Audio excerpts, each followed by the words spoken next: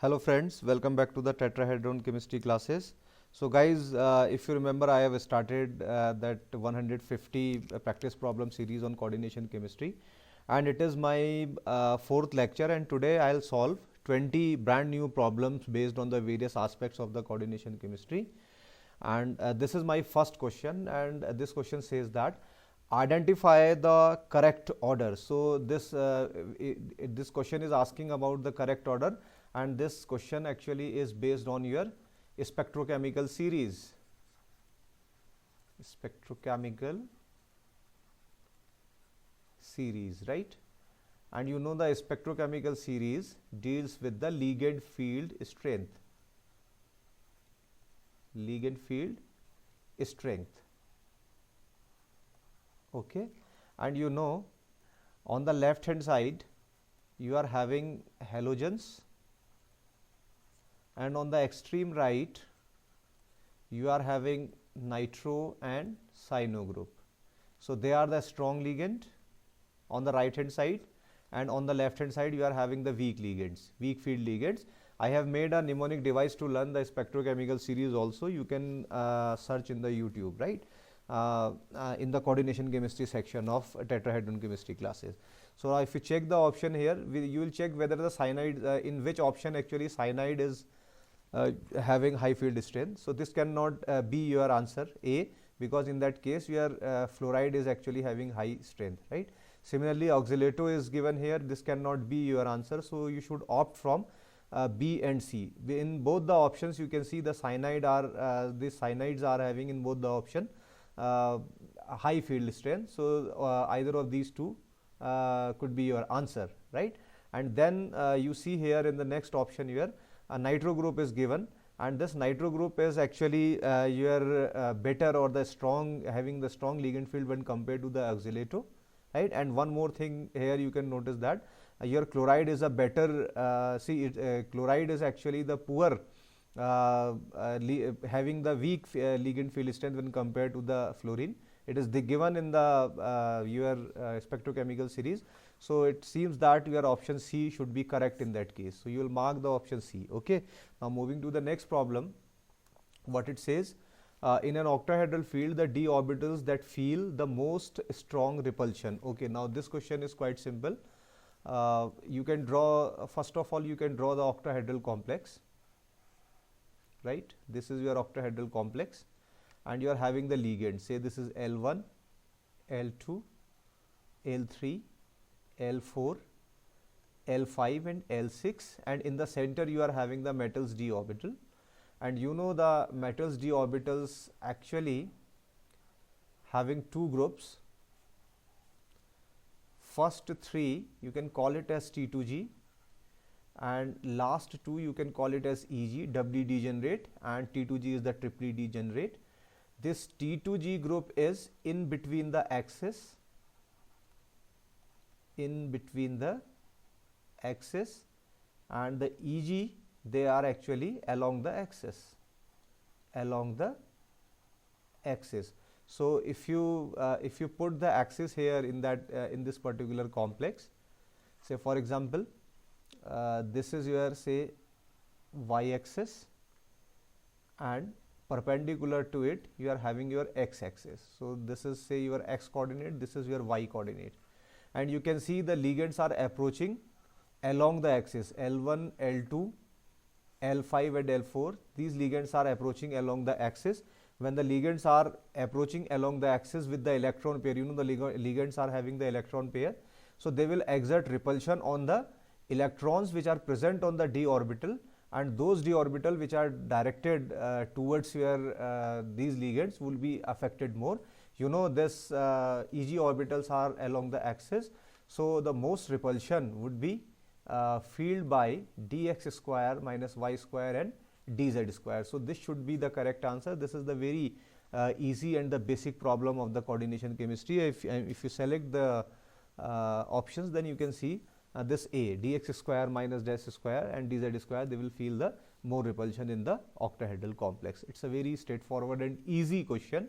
Now moving to the next problem, the problem number 3, what it says, which of the following has the highest crystal field splitting? So again you can see this question is based on the spectrochemical series.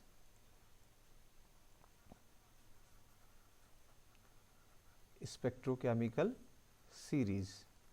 Okay, a strong ligand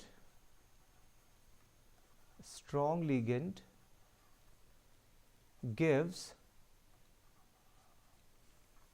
high crystal field splitting, and you have been given only three ligands, H2O, NH3 and your cyanide. And among all these, according to the spectrochemical series, this cyanide is the strongest one, okay, and this water is the weakest ligand, while this ammonia is of moderate strength. So check the option where the cyanide is given, and if you check these option, then cyanide is given in the option 3. You can blindly mark option D. You can blindly mark that option 4 is the correct option. And one more thing, you see, you may have different transition series 3D, 4D and 5D series, right? And these 4D and 5D series, they have high crystal field splitting due to diffused 4D and 5D orbitals. Okay, so that's why the correct option should be just like that, because these d orbitals 4D and 5D are very diffuse, so metal will actually approach more close, ligands will approach more close to the ligands and the splitting would be high. So in that case you can mark that option D is the correct option. Now moving to the next problem, what it says that if a complex solution gives the intense charge transfer band at 569 nanometer region, then how one could detect the comparatively weak DD transition. So guys, you see weak DD transition. So it generally happens when your actually signal is not sharp, actually you are getting your weak signal. Then to enhance that signal strength, what you generally do, you use the more amount of the compound. That means you will prepare the more concentrated solution. So this is the very straightforward answer. You can mark option D as the correct option. You use the more amount of the your complex. That means you will make the more concentrated solution. Then you can also observe the weak DD transition. Okay. Now moving to the next question.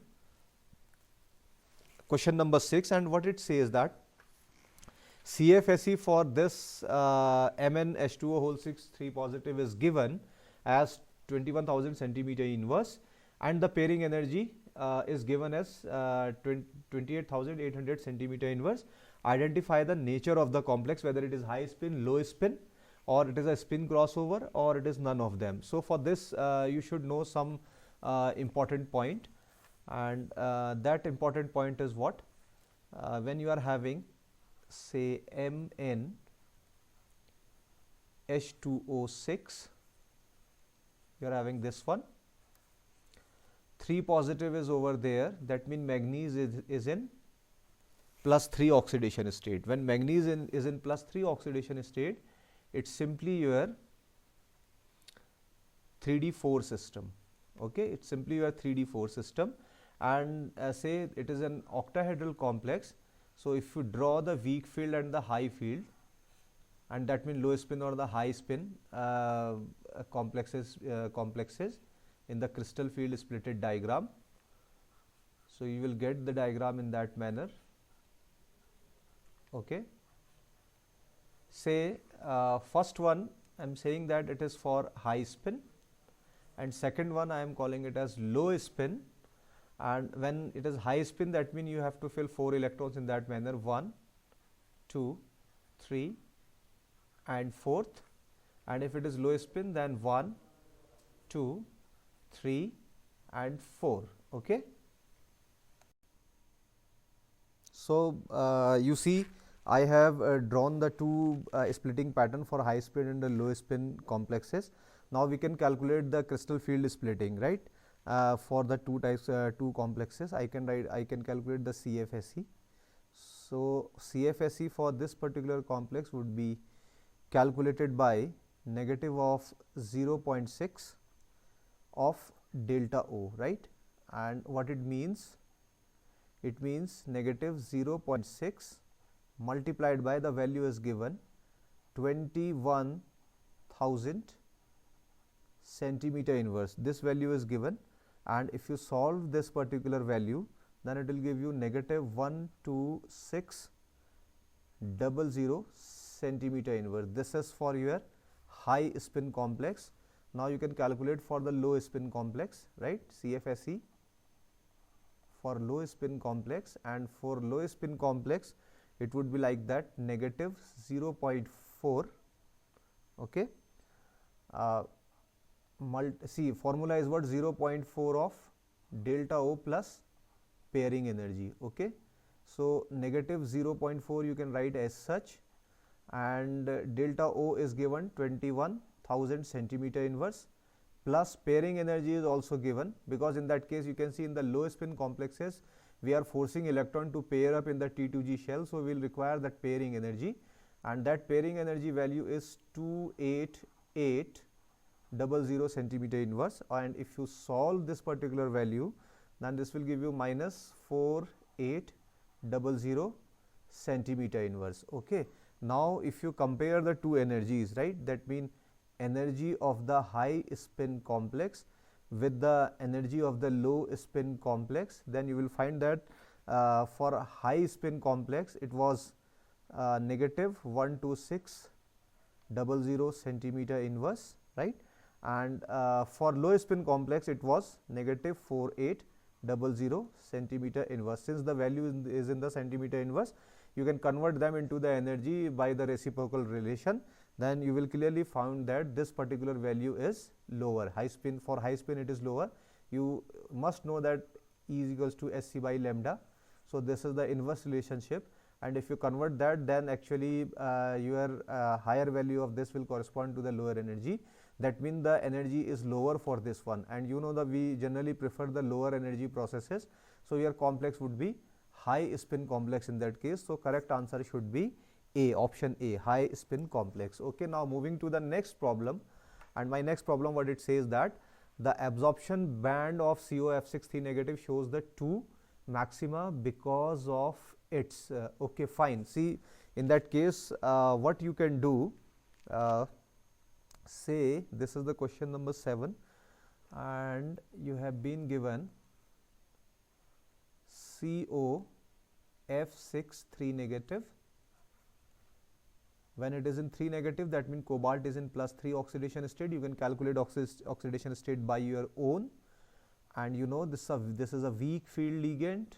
Fluoride is the weak ligand, and fluoride, if the fluoride is the weak ligand, then this particular complex would be high spin complex, and cobalt is in +3 oxidation state, is clearly your 3D6 system. okay. And now what will happen in that case, you can see how we can solve this particular problem. Say if you draw the configuration, right, if you write the splitting in that pattern, in that manner, right, say this is the ground state.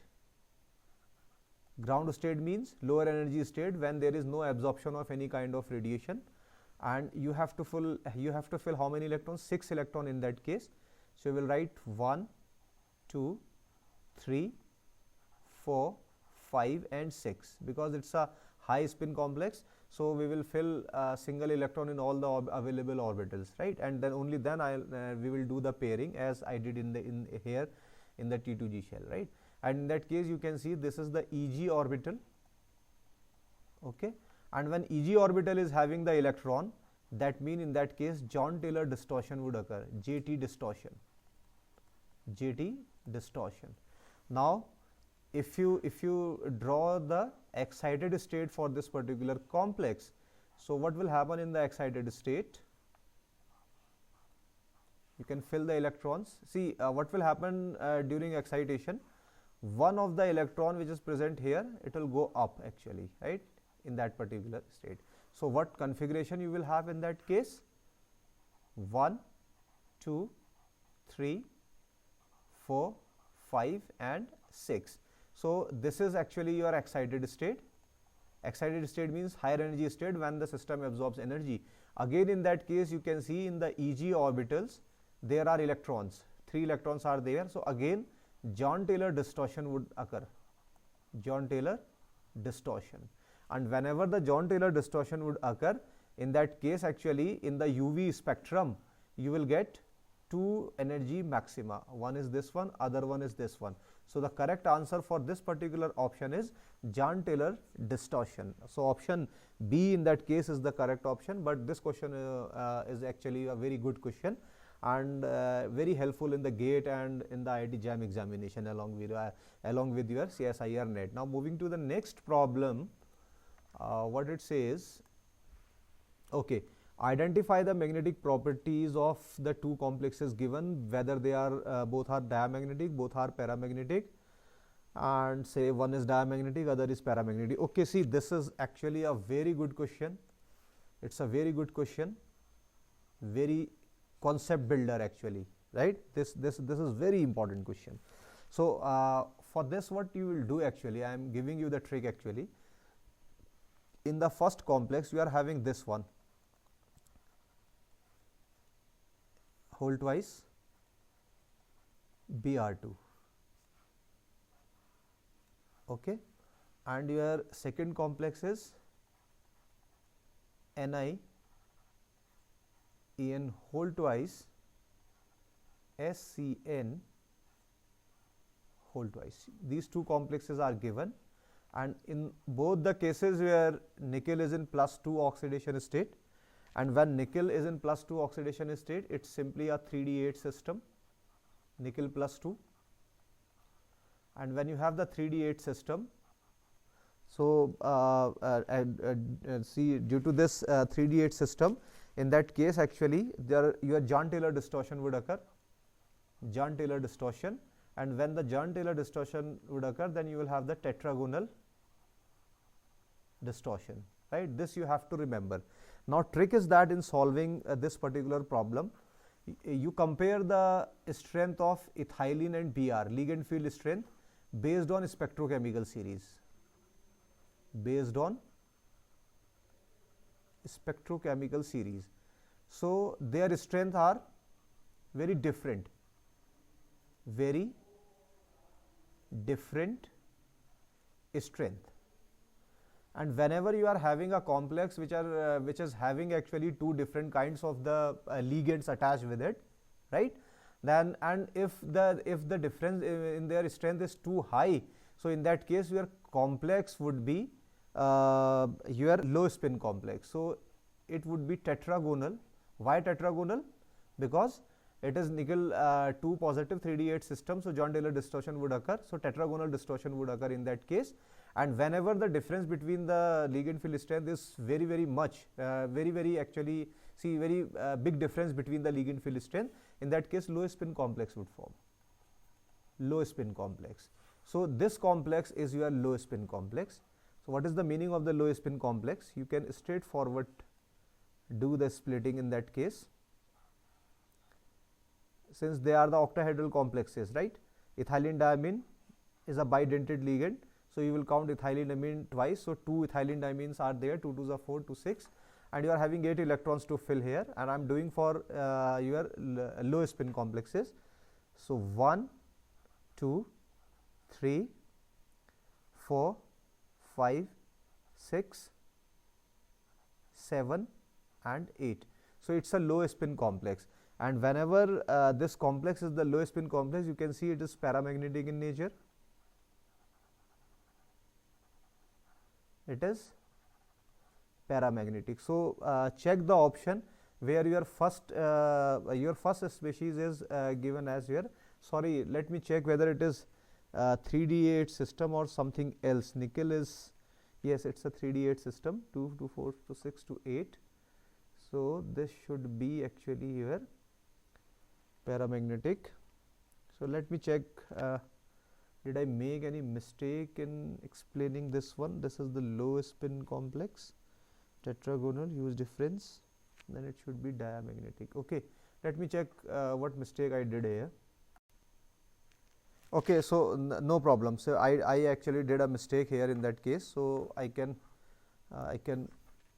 delete that mistake from here, since we are considering the Jahn-Teller distortion. Okay, so it is very essential that we should take the Jahn-Teller diagram for this one, right?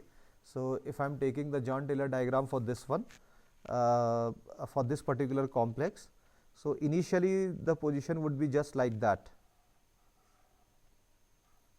T2G, and this is EG, right? This is without distortion, EG orbital, and this one is the T2G orbital, right? And you know, under Jahn-Teller distortion, this will further split, and this will give you, actually say this one is dx z, and this one is dyz, and this one is your dxy. Okay, so this is how they split actually, and this will also split in that manner. This is dz square, and this one is actually your dx square minus y square. Okay, now you have to fill the 8 electrons in it. So how you can fill the 8 electrons in it? 1, 2, 3, 4, 5, 6, 7, 8, right? So it is looking that diamagnetic. So this should be your diamagnetic. Okay, now check here actually. Now in that case you can compare the strength of the ethylene diamine and this thiocyanidol ligand. If you compare their strength, so there is not much difference between the ligand field strength. So comparable ligand strength, comparable ligand strength. When ligand strength is comparable, then in that case high spin complex would form, high spin complex. Now if you fill the electron according to the high spin, so what will happen in that case? So there would be no change in this particular pattern, but this thing will change, that dz square, and this is your dx square dash y square, and you have only 2 electrons to fill. So what you will do, you will fill 1 electron here and another electron here. So this should be paramagnetic. Okay, this should be paramagnetic. So this one is paramagnetic and this one is diamagnetic. So check the option where complex 1 is diamagnetic and complex 2 is the paramagnetic. So you see complex 1 is diamagnetic here and complex 2 is the paramagnetic. So option C is the correct answer in that case, and it's a very good question. You have to apply lot of knowledge into it. First of all, ligand field strength you have to apply, then you have to think about the further splitting of the d orbitals under tetragonal distortion, and only then you can decide the magnetic behavior of these species. But nonetheless, this was a very good question, very good problem. Now moving to the next problem, what it says, my next problem is identify the electronic configuration of this complex and this complex, right? What they are actually. So I already told you in my earlier classes, cobalt is in +3 state. When cobalt is in +3 state, your ammonia in that case would be a strong ligand, right? In that case, your ammonia would be the strong ligand. Okay, and if the ligand is the strong, it simply means that it is your low spin complex, low spin complex. Okay, and if you check this particular complex, again the same thing, your cobalt is in +3 oxidation state. Okay, but here you can write in that manner.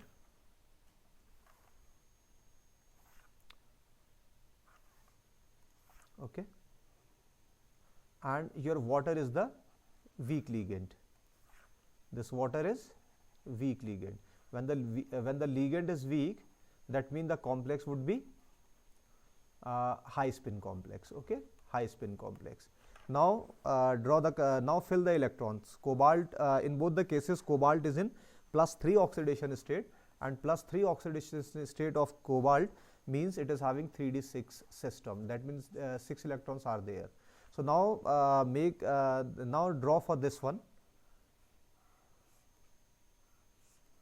Here you can see right? In that manner. How many electrons? 6 electron you are having, and you are making the low spin complex. 1, 2, 3, 4, 5, 6. So the configuration is what? T2g6 Eg0, because there is no electron in the Eg orbital. Now if you make the, for this particular complex here, just like that, okay, and now you have to fill 6 electron in it according to the high field. This is 1, 2, 3, 4, 5 and 6. The configuration is T2g4 and Eg2. So check this option. For the first complex you must have this T2g6 Eg4. So this is T2g6 and T2g6 Eg0, and in the second case you are having T2g4 Eg2. So option C is the correct option, while rest other options you can very easily omit from here. Now moving to the next problem, what it says actually, the problem number 10, a complex showing the molar extension coefficient in the range of this during transition, identify the probable geometry and the type of the transition. Now this question is quite tricky, and it involves the lots of theory, lots of concept, and by solving this particular problem you will be able to learn very large number of the concept in it. Very important problem, and in fact it's a very nice problem. So I'm telling you, whenever your LMCT would occur, whenever your LMCT means ligand to metal charge transfer band, in that case actually this epsilon is your molar absorptivity,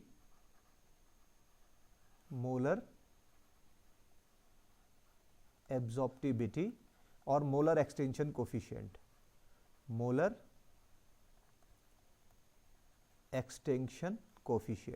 and you have learned about this in your Lambert-Beer's law, right, in the UV spectrum. And whenever ligand to metal charge transfer would occur, the value of epsilon would be very high, up to 10 raised to the power 5. But you are finding that the range is given 100 to 1000 liter per mole per centimeter. So it cannot be your LMCT kind of the transition. So you straightforward cross the first two options, because for them actually the value is very, very high, right? And see, if you have for example, if you are having that octahedral complex, and in this octahedral complex, if DD transition is happening, and you know, in the octahedral complex, due to the center of symmetry, presence of the center of symmetry, it is Laporte forbidden. Due to the center of symmetry. In that case actually, when this happens actually, then this molar absorptivity ranges from 10 to 100. Unit is same, liter mole inverse and centimeter inverse. I am not writing the unit again and again, right? So what you can do, you can also cross this particular option. That means octahedral and Laporte forbidden, because for octahedral and Laporte forbidden DD transition, your epsilon value would be this one. So naturally your correct answer would be the last one. Okay. See, in tetrahedral, see what will happen if your sp3 hybridization is there. In that case, sp mixing would occur, and when the sp mixing would occur, then Laporte selection rule is partly allowed, okay, but not in the perfect tetrahedral structure, but it should be a distorted tetrahedral structure, because distorted tetrahedral structure would not have your center of symmetry, but perfect tetrahedral structure would have. So the correct option would be distorted tetrahedral and partially allowed Laporte selection rule, right? So option D is the correct one, but it's a very important question. Now moving to the next problem, what it says that the coloration of HgI2 and this usually comes due to, now this problem is again a very nice problem, very good problem. And how we can solve this problem, you can see here, your mercury in that case is in +2 oxidation state, and you are also having the 2I negative in that case. I am writing in that manner, but don't forget this compound is just like that, not 100% covalent, not 100% ionic. So definitely it will have the vacant d orbital, because mercury is in +2 oxidation state, and this is having the extra electron pair in the form of the negative. So here you can see this ligand will transfer electron to the metals d orbital. So basically in Ag2 it is your LMCT,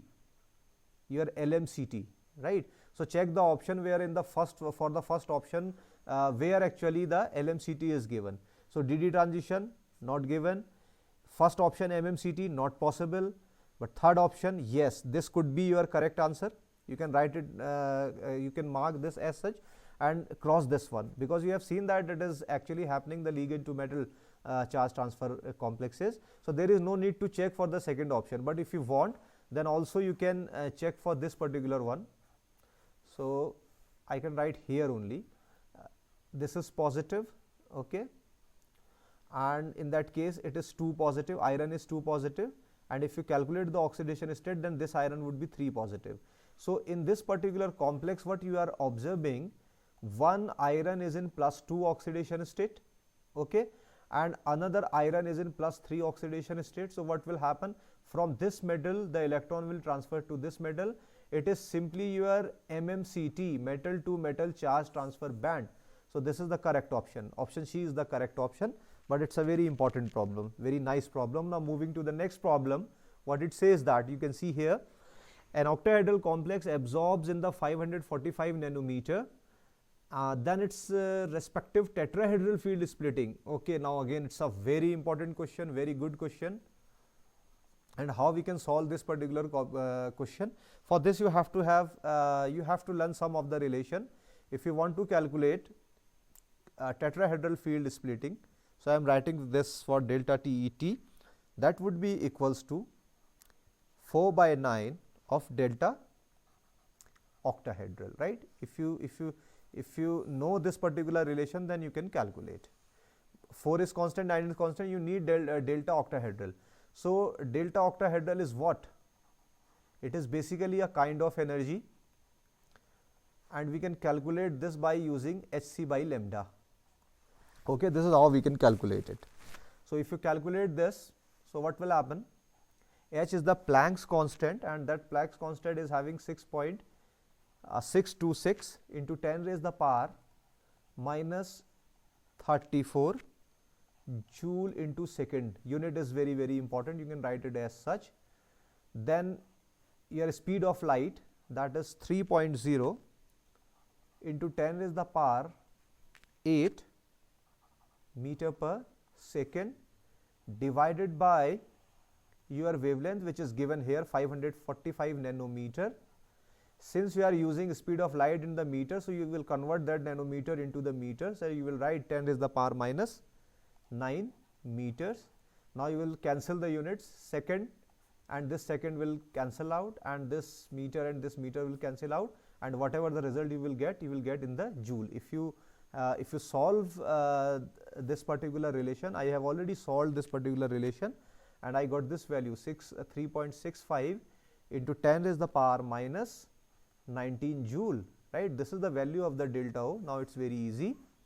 You put the value here, 4/9 multiplied by 3.65 into 10 raised the power minus 19 joule. Okay, if you solve this particular relation, then definitely your answer would be 1.60 into 10 raised the power minus 19 joule. So this is the numerical problem, very important one, and if you check the option, then it is given here 1.6 into 10 raised the power minus 19. Option C is the correct option for this one. Now moving to the next problem, what it says, question number C, you see many coordination compounds. Oh, it's a straightforward question, there is no need to waste time in that question. Generally in the coordination complex only DD transitions are there, okay, and these DD transitions are responsible for the color of the complexes. You can simply write the DD transition here. You can check here. Yes, option B is the correct option. Electronic transitions in the d orbitals, that is the DD transition. It's a very simple question, very straightforward question. Now moving to the next problem, the problem number 2, what it says, again it's a very simple problem, guys. It says that the increasing order of CFT in the octahedral field. Then this question is based on the spectrochemical series. Spectrochemical series, right? And the ligands which you have been given, one ligand is the chloride and another ligand is the ammonia, and last ligand is the cyanide. You know the cyanide is having highest strength. That means it is the strongest ligand, and when the ligand is the strongest, that means crystal field splitting energy CFSE would be highest for this one. So check the option, and for this actually the CFSE would be lowest CFSE. So check the option where the first is having the lowest and second is having the highest. Cyano complex is having the highest one. So if you check here, this cannot be your here you can see this cannot be your answer, but this could be your answer and this could be your answer. This cannot be your answer. Out of these two, anyone could be correct, but option B is looking more correct because ligand field strength follows this particular order. Okay, so option B is the correct answer in that case. Again, it's a very simple, straightforward problem. Now moving to the next problem. See, it's a theoretical problem, and you should remember some of the theory to solve this particular question. And you have been given the pink color of the ruby. So ruby is nothing, it is the crystal of Al2O3, right? And it is having the impurity. Impurity means dopant of Cr3 positive. So check whether the ruby crystal is given. In that case, presence of doped Cr2O3 into the crystal, this could be your answer, right? Because this is the crystal, as I have already told you. Impurity or the dopant is what? Cr3. This could be your answer. Presence of the doped Al2O3, no, doped Al2O3 is cannot be your answer, because Al2O3 is not the dopant. Dopant is actually this one, so this cannot be your answer. And then DD transition in the octahedral environment. Okay, since it is chromium 3 positive, and what is the meaning of the chromium 3 positive? That means it is having the 21 electrons in it, right? So it's a 3D system, and in the 3D system the DD transition would occur. Okay, in that case DD transition would occur. So this could be the correct option. Okay, and there is no question of the ligand to metal charge transfer complex. There is no like that. So option first and third are correct one, and check in which option it is given. It is given in the option A. So in that case your option A is the correct answer. Okay, now moving to the next problem, which is if a complex absorb in the 640 nanometer wavelength region, the complex will be okay. So for this you have to have an idea about the color wheel. So for example, say this is your color wheel, just like that, and I am drawing it in on my way, and you can do by yourself also. You can have your trick also.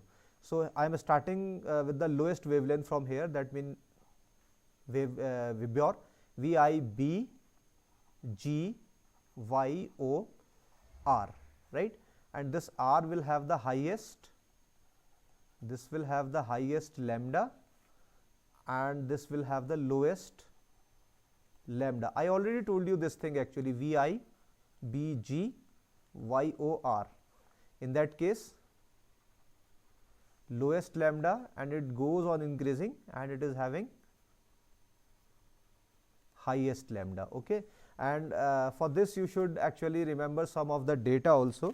For violet or the blue, the range is actually 400 nanometer. Okay, and for actually say 400 for this one and 475 for this one, green is on little higher side, that is 510, and yellow is another, you see, higher side, 570, and orange is 590, and this is somewhere around 650. Okay, so you can see here what it is observing? It is observing 640. That means absorption of 640 means, that means absorption of red light. So absorption of red light, and whatever the color would be there for that particular compound, that would be complementary to this one. So if you check the range, actually this 640 is in between 590 and 650. Complementary of red is green, because red is absorbed, so it should appear green. And if you check this range, actually, so orange is there in the absorption, so complementary is actually blue, so you can write blue here. So your complex would be blue green in color. Check whether this option is given or not. Yes, option C is given here, which is blue green in color. This is how you can solve the problem. Now moving to the next problem, what it says, question number 5. The transition between complex of this and this are, okay, again it's a very, very important problem, very nice problem, and you have to learn lot about this particular one. Say for example, I'll write nickel H2O 6 2 positive. Okay, and it simply means when nickel is in 2 positive, so here it is in 2 positive oxidation state, and when it is in 2 positive oxidation state, you can write it as 3D8 system. There is no problem in that. Okay, and this water is the weak ligand. Okay, when water is weak ligand, then definitely it's a high spin complex. And for high spin complex, if you draw the crystal field splitting in that manner, then you will fill the electrons in it. That means 8 electrons you have to fill, weak field. 1, 2, 3, 4, 5, 6, 7, 8. Okay. Now you see the transition. If the transition would occur in that case, say it is the ground state, say for example, and if the system absorbs energy, so what will happen? One of the electron will jump from here to here, and when it jumps from here to here, then you will have this configuration, just like that. So you can fill the electron 1, 2, 3, 4, 5, 6, and one has jumped over there. एक यहाँ आ गया, right? Over jump. Now in that case you can see 2 unpaired electrons. In that, see, this was your excited state. In that case, one is this one. One is this one, and see 6, 7, 8. And then it is having 2, wait a minute, okay, sorry, I forgot to put one more electron here. Okay, that's now it is 8, 1, 2, 3, 4, 5, 6, 7, 8. Okay, so another two unpaired electrons are there. So 2 unpaired electron here, 2 unpaired electron here. That means spin allowed transition, spin allowed.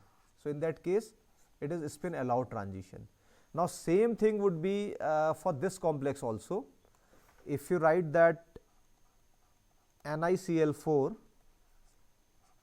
2 negative over there, that means nickel is in +2 oxidation state. That means it is 3D8 system, and it's a weak ligand. So the complex would be high spin complex, and when in the high spin complex, the configuration would remain same in the ground state as well as in the excited state. For this also, here spin allowed transition is there. So in both the cases, whether you are this complex or this complex, spin allowed transition would be there. Now check the options. Spin allowed, okay, fine. Spin allowed, fine. So this could be correct answer. Spin allowed, this could be correct answer. Spin allowed, this could be correct answer. Spin forbidden, and no, spin forbidden, so this cannot be your correct answer, because you have checked already that both are spin allowed actually, right? Now check the geometry. You see here, this particular one is octahedral complex, and in the octahedral complex, due to the presence of the I, that is center of symmetry, the transition would be Laporte forbidden. So I can write it here, Laporte forbidden. So it is Laporte forbidden. So in that case, you see your ABC could be the correct answer, but in the first case you are having the Laporte forbidden. So this is say this one is saying Laporte allowed. So if it is Laporte allowed, then this cannot be your answer. Now you have to check between B and C. So both the options are correct in this case. Now check for the next complex actually. So this complex, you know, already I told you, this is actually your sp3 hybridization with tetrahedral geometry, and whenever the sp3 hybridization would occur, due to sp mixing, Laporte selection rule is partially allowed. We have solved a problem just like this earlier, right? So it is partially allowed. So second case actually Laporte allowed. So spin allowed and Laporte allowed. So that means your option C should be the correct answer. So option C is the correct answer, because in the option B it is given Laporte forbidden, but in the tetrahedral structure, due to the sp mixing, Laporte is little allowed. So this is how you can solve the problem, but it's a very important, very nice problem to solve actually. Now moving to the next problem, what it says, this says that the question number 6, which of the following is not a pi acidic? So it's a simple question based on the molecular orbital diagram, and I'm telling you, your C2H4, it is actually what, CH2 double bond CH2. It is having empty pi orbital, and whenever it is having the empty pi orbital, it can accept electron from somewhere. So it is actually pi acidic. Pi acidic or pi acceptor, same. And carbonyl, you know, it is what? It is actually carbon triple bond oxygen, just like that. So it is also having the same condition. So it is also the pi acidic. Whenever you will find the multiple bond present in it, then you blindly say that okay, it is actually the pi acceptor. Okay, and similarly your nitrogen is also having the triple bond, right? So it can also have the empty pi orbitals, right? Whether empty pi anti-bonding orbitals. So it is also the pi acidic one. So option left is what? Only this one. So B is the correct answer, and you should know it is this oxygen is actually 2 negative. That means 2 extra negative are there, and they will occupy the pi orbital. So that means pi orbitals are not empty, so it cannot accept electron from somewhere. So that's why it cannot be considered. It cannot considered as the pi acidic or the pi acceptor. Actually, it is a pi donor actually. So it's a donor. Option B is the correct answer in that case. Now moving to the next problem. What it says, the bands observed in the visible region for the complex of this. Okay, this question again, very nice, very important problem based on Orgel diagram. Based on Orgel diagram, guys. Okay, and to solve such kind of problem, first of all, you will see what is the geometry of this complex. This complex is actually tetrahedral. Coordination number is 4, and it's a weak field ligand. And the weak field ligand, you will see generally the low spin complex will form, and that means it would be a tetrahedral. Okay, and cobalt in that case is in the +2 oxidation state. And when your cobalt is in +2 oxidation state, it simply means it's 3D7 system, right? It is 3D7 system. So what you can do, you can make the weak field complex. This is T2G, and this is Ag, and now you have to fill the 7 electrons in it. 1, 2, 3, 4 and 5, since it is a weak field, 6 and 7. Okay, so now you can calculate the spin for this one, and spin is what? 2 small s plus 1. So 2 into how many unpaired electrons? 1, 2 and 3. That means 3 by 2 plus 1, 2 cancel, 4. That means 4 is there. Fine. And we'll use that 4 again in that case. And it's a tetrahedral D7 system. And if it is the tetrahedral D7 system, then you simply actually draw the Orgel diagram, if you remember. So I am drawing just like that. Say this is the center, and here this is first one. Say this line is going just like that, and other one is coming just like that. Splitted terms. These are the splitted terms, and second one is going that in that manner, and say third one is coming in that manner. Okay, and this is actually your tetrahedral D7. Okay, this trace, this left hand side trace. Okay, and splitted term for this particular, see, if you have these number of the electrons, then you can calculate the ground state and various terms possible, and then you can put those terms in this particular Orgel diagram to get the details. So different terms for this one would be just like that. This would be A2, and multiplicity, you see, I have actually calculated here. You can write 4A2 actually it is. And second one is your, this is another term which is 4T2, and this is another term which is 4T1, and lastly it is the T1 due to the p orbitals. This is p, right? So if you want to know the transitions, how many transition would occur in that case, so for this how many transitions are possible? First transition you can see from here to here, which would be from AT2 to 4T2. Second transition from 4A2 to 4T1, and third transition is from 4A2 to PT1. So transition is actually starting from the 4A2. Now check the options. This could be your correct answer because transition is starting from A2, but this cannot be your correct answer because in this case this option is showing that transition has started from T1, but it is not like that. Similarly, on the same ground you can cross the option D also, because they are also showing the wrong transition, but these two could be correct. And theoretically you can see what I have, the first transition A2 to T2, A2 to T2, very fine, then A2 to T1, very fine, then A2 to T1P, very fine.